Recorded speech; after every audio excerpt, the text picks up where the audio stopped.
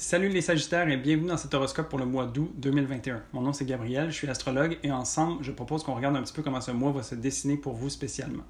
Ça va être un mois où est-ce que vraiment on est demandé de prendre sa place et sans doute de manière surprenante. Donc, on va se faire demander de parler avec passion et avec cœur, mais aussi par sa tête et que ça fasse du sens, que nos actions soient calculées et précises. Donc, ça va être vraiment un travail du cœur qui va vraiment être intégré après et mis en action concrète. Il y a beaucoup de focus ce mois-ci. On va avoir un peu la tête baissée pour vraiment se préparer pour la suite des choses qui vont venir pour le reste de l'année 2021. Alors, tout ça débute entre le 1er et le 3 août, où est-ce que le Soleil et Mercure sont en Lion et sont en opposition avec Saturne en Verseau. Donc, pour vous, ça se passe en maison 9, le Soleil et Mercure. Et puis, Soleil et Mercure, c'est la vitalité, c'est votre ego, c'est comment vous émanez, qu'est-ce que vous émanez en fait. Et puis, comment vous le faites, parce que Mercure parle aussi de communication, d'échange avec les autres et tout ça. En maison 9, c'est tout ce qui a trait aux croyances, à la philosophie de vie. C'est vraiment... En maison 9, c'est tout ce qui a trait aux croyances, à la philosophie de vie et donc aux connaissances que vous avez aussi. T'sais. Donc, qu'est-ce que vous êtes en train d'apprendre qui vous nourrit l'âme? Qu'est-ce qui fait du bien? Qu'est-ce que vous êtes en train de découvrir ou d'échanger avec les gens qui vous font du bien? Et ça, c'est en opposition avec Saturne qui est en maison 3, donc qui est quand même dans cet axe de vouloir apprendre, mais il veut le faire d'une manière complètement différente. Alors, c'est comme si le Soleil et Mercure ont les idées de grandeur, et puis Saturne vient dire, oui, mais il faudrait quand même être assidu, puis découvrir des nouvelles choses, puis prendre des nouvelles données, puis pas trop aller dans une direction, mais plutôt tâter le terrain pour voir toutes les directions qui sont disponibles, pour savoir c'est quoi l'idée qu'on s'en fait. Et puis d'une certaine manière, c'est comme si ça venait freiner un peu cet élan qui vous amène vers une nouvelle philosophie de vie ou une nouvelle spiritualité même. Et donc, c'est comme si Saturne allait un peu trop dans les détails ou un petit peu trop la tête à droite à gauche, alors que vous êtes très bien ancré dans ce que vous avez envie de découvrir et de cultiver. Pour le reste de la semaine, le Soleil et Mercure vont venir faire un carré avec Uranus en Taureau, et puis justement, Uranus va venir poser les questions par rapport à ça. Uranus, pour vous, se trouve en maison 6 et va venir vous demander c'est quoi au niveau du quotidien, c'est quoi dans votre routine, dans votre développement de soi personnel, qu'est-ce qui vous branche, qu'est-ce que vous avez envie de faire? Est-ce que vous avez envie de découvrir plein de choses? Est-ce que vous avez envie de plonger dans une nouvelle spiritualité ou dans une nouvelle philosophie de vie? Puis, il n'y a pas de bonne réponse nécessairement, c'est juste que Uranus, qui vient toujours déranger un petit peu, qui vient être le rebelle, qui vient poser des questions dérangeantes, va venir nous demander de nous positionner à savoir c'est quoi les choix qu'on a envie de faire, c'est avec quelle valeur on a envie de s'associer et puis qu'est-ce qu'on a envie pour le futur. Donc vraiment, c'est une prise de position qu'Uranus vient nous demander ici. Ensuite, le 8 août, on a une nouvelle lune en Lion. Alors, une nouvelle lune en Lion, c'est vraiment un moment où est-ce qu'on lance des projets, où est-ce qu'on met des choses en terre pour que ça puisse fleurir avec le temps. En Lion, c'est cette énergie qu'il faut que ça nous fasse résonner au niveau du cœur. Il faut qu'on le sente dans nos tripes, que ça nous nourrisse l'enfant intérieur, puis qu'on sente qu'il y a une certaine créativité derrière tout ça qui vient vraiment amener du plaisir. Donc, c'est vraiment ça qui est important.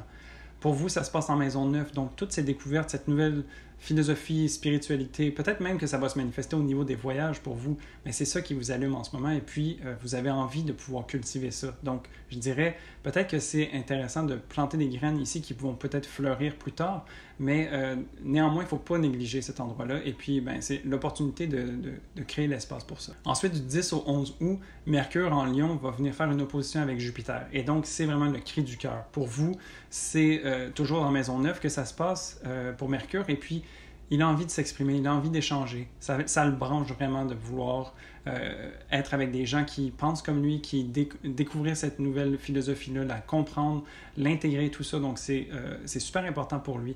Et puis, je dis que ça va être un cri du cœur parce que Jupiter va venir amplifier tout ça.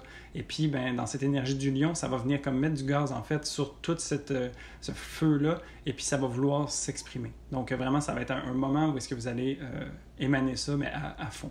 Ensuite, du 18 au 19 août, Mercure, qui va avoir terminé son trajet dans le Lion, va aller dans le signe de la Vierge, où est-ce qu'il va analyser un petit peu, prendre un pas de recul sur tout ce qui vient de se passer depuis le début du mois.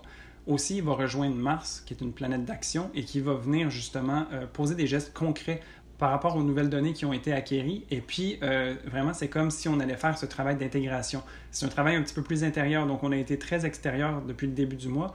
Et puis là, c'est comme si on prenait tout ce nouveau data, puis cette nouvelle façon d'être qu'on a utilisée, Puis on vient voir comment est-ce qu'on peut puiser là-dedans, comment est-ce qu'on peut utiliser ça à son plein potentiel.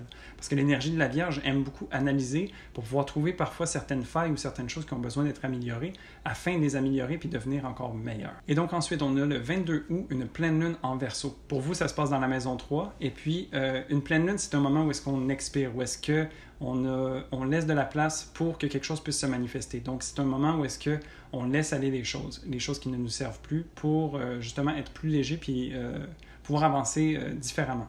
Dans la maison 3, ben, c'est ce que j'expliquais tantôt, où est-ce qu'il y a beaucoup de choses peut-être à droite à gauche qui vous intéressent, il y a peut-être beaucoup de choses dans votre communauté au niveau de l'intellect, mental, beaucoup de choses qui vous intéressent.